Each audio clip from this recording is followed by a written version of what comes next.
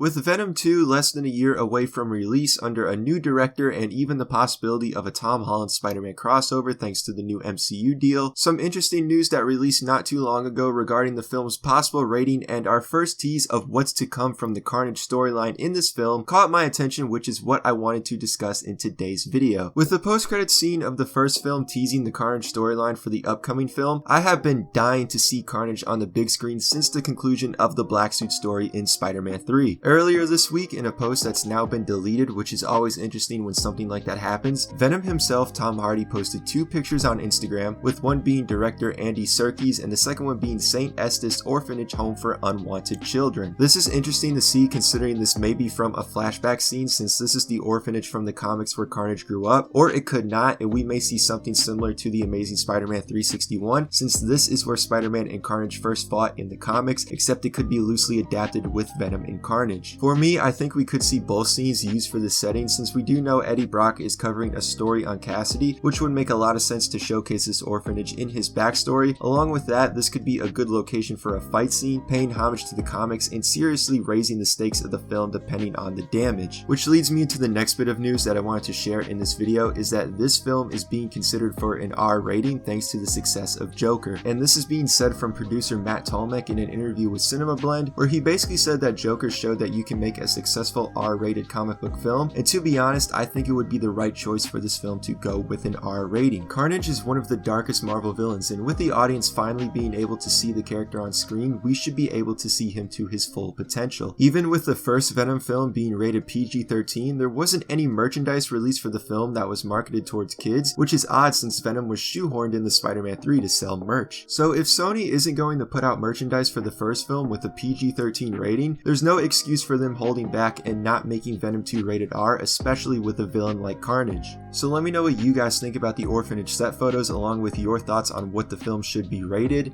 and as always, thanks for watching, be sure to subscribe, follow my social medias, and I will see you guys again in my next video.